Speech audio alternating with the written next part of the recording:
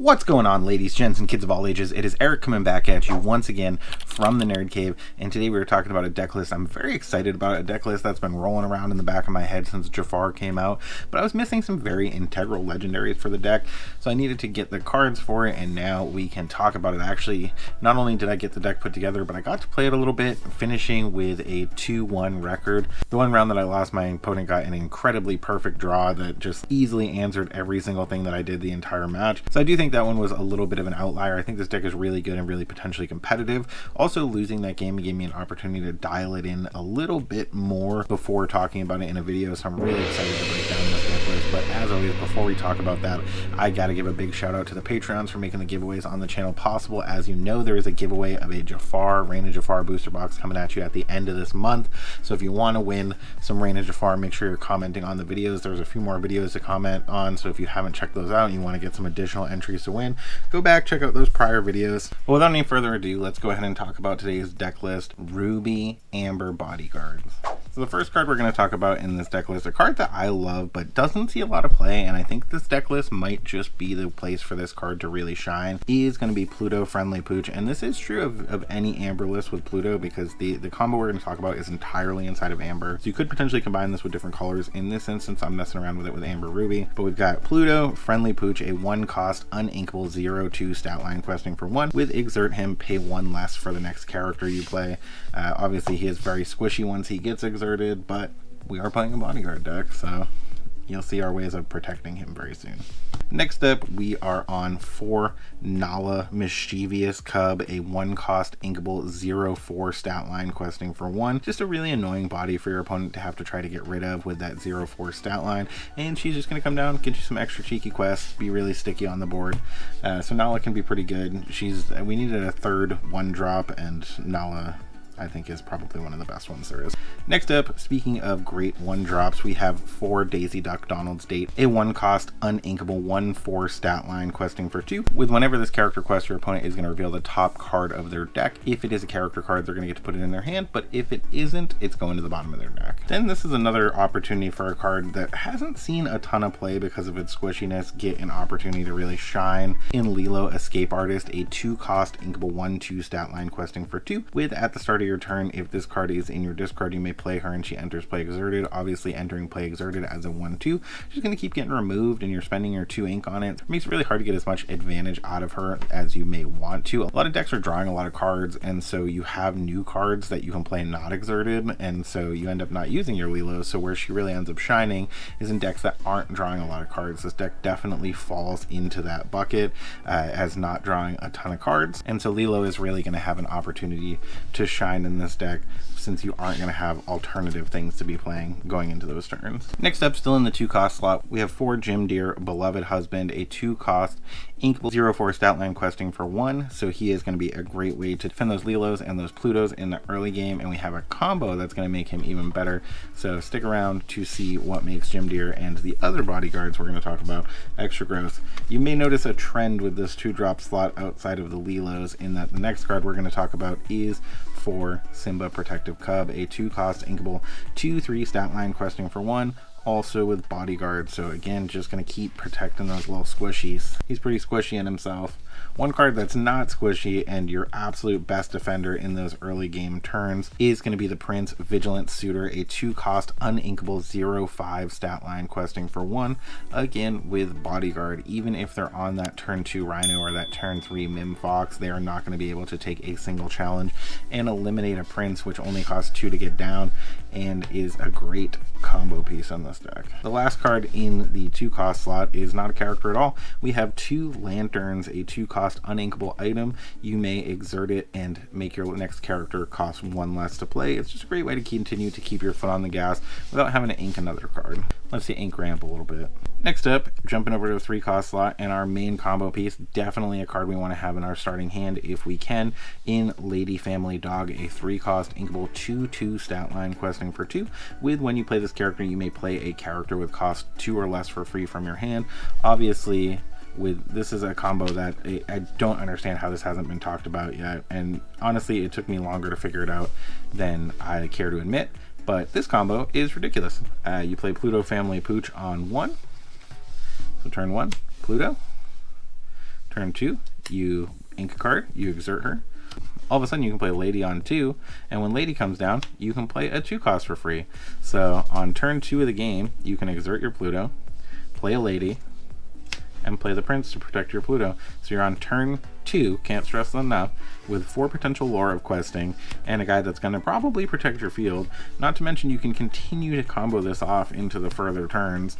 So we're going to talk about that a little bit more as we go, but I can't stress enough that play line is absolutely broken. Like, being able to get Lady down on turn 2 with a bodyguard that's going to keep your Pluto around is crazy.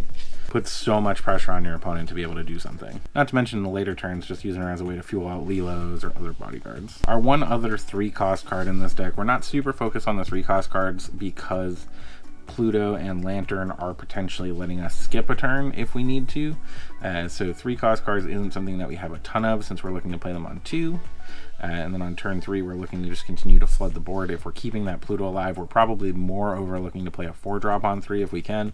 But we have Cisu, Emboldened Warrior, a 3-cost inkable 1/4 stat line questing for 2, with this character gets +1 strength for each card in your opponent's hand. This has been something that I have been very much able to take advantage of. I even had one game where she was challenging for 10, which is crazy. Obviously my opponent had a ton of cards in their hand, but cards in the hand are not as, like, 1 in the hand is worth 2 in the bush, right? 2 lore, big aggressive quester on the board, your opponent's got a million cards in their hand, you still may be in the driver's seat. Jumping over to that 4-cost slot and our potential continued combo when it comes to those princes, that Lady Prince turn 2 strategy. Keep in mind, if you don't have Rapunzel's, definitely Julietta Madrigal is a budget alternative. I know a lot of people are not wanting to buy Rapunzel's right now with rotation coming, without any indication if we're going to get a reprint of Rapunzel. But we do have Rapunzel gifted with healing, a 4-cost inkable 1/5 stat line questing for 2, with when you play this character, remove up to 3 damage from one of your characters. Draw a card for each 1 damage removed this way. So going to let you potentially draw some cards. So if you're going with that turn 1 Pluto play line with turn 2 Lady and Prince, and then your opponent challenges into that Prince, put some damage on him to get ready to remove him in the subsequent turns, you're going to be able to throw down that Rapunzel, heal whatever damage is on the Prince, since you still have your Pluto on the board going into turn 3 potentially, assuming they didn't use direct removal to remove it instead of challenging into your Prince. It's probably the better bet on their part, but more often than not, people are putting damage on the Prince, trying to take him out in those subsequent turns, and it just leaves you with a great Rapunzel target going into turn 3. Again, you'll have the 3 ink and the Pluto to play her. And if you don't have that Rapunzel kicking around going into that next turn, or your Prince gets wiped out and you need a new bodyguard protecting things, and you still have that Pluto available, this is going to be a fantastic option in Minnie Mouse Daring Defender, a 4-cost inkable 0/8 stat line questing for 1 with bodyguard, and this character gets +1 strength for each 1 damage on her. I did have one instance in the game that I lost where my opponent was able to do some shenanigans where they challenged in with, I think, like a Cusco, put 1 damage on it, and then they played a Madame M Fox, bounced a crab back to their hand and challenge for the other 7, so a double favorable trade on their part without losing any characters. So that was honestly a really good trade, but I had an instance in another game where my opponent had no choice but to challenge into it with 3 characters, and resulted in 2 of them getting wiped out and a 3rd one wasting a turn challenging, and that 3rd one ended up getting wiped out in the subsequent turn because it already had some damage on it. So Minnie Mouse, really super good, especially if we can get it down on 3. A CRA bodyguard on 3 is going to be super hard for your opponent to do anything about. Next up, we are on 4 Mufasa, Betrayed Leader, a 5-cost inkable 3/3 stat line questing for 2. I wouldn't necessarily call this a Mufasa deck. Mufasa is more here as additional trigger, so to speak. He's not what the deck is built around. If I was building specifically around Mufasa, I would have gone with a lot higher cost cards to specifically take advantage of his trigger, but Mufasa is still going to be really good and his trigger is still going to be really good, so Mufasa was a good add to the deck. He is potentially going to be ink if you're focused on a more relevant strategy with this particular deck, but Mufasa sometimes can be really good and just continuing to keep threats on the board and putting the pressure on your opponent. A great play into a B prep. Next up, our other 5-cost card is Maui, Hero to All, another card that's fallen out of favor in some instances. In this deck, you really need the strength because you're more focused on questing, so having a big body that you can throw down and deal with some of those threats that are messing with your questers is super important. So I think this deck really asks for Maui, Hero to All as a 5-cost inkable 6/5 stat line with Russian Reckless. So he's going to come down, just wipe out threats, get stuff out of your way, and just batter up your opponent. So Maui is still a great card. And we're getting down to the last couple cards in the deck and the primary combo piece, the thing that I built this deck around and was waiting to receive in the mail so that I could talk about this deck, and that is going to be Chief Bogo Commanding Officer, a 6-cost inkable 5/5 stat line questing for 1. So his stat line's a little bit weird, and his ability is really specific, so this isn't a card that we've seeing a ton of meta play, but if you build around him, I think he has a lot of potential with the ability Sending Backup. During an opponent's turn, can't do this during your turn like Mufasa, it has to be during your opponent's turn. Whenever one of your characters with bodyguard is banished, you may reveal the top card of your deck. If it's a character card with cost 5 or less, so that's where we're building low, it's kind of opposite of Mufasa, you may play that character for free, otherwise put it on top of your deck. So any character with 5 cost or less, including stuff like Mufasa, the only characters we have that cost more than 5 are Chief Bogo and one other character in 2 copies. So we have 8 cards in the deck that Chief Bogo's ability can't hit if you include those lanterns. So otherwise, Chief Bogo's ability is going to be triggering off and just continuing to throw guys on the board and continuing to threaten your opponent, particularly because he's doing it with bodyguards. Your opponent may wipe out a bodyguard to get through to try to deal some damage to other things. Then you flip another bodyguard off the top and they're stuck challenging an additional bodyguard and then flipping into another card.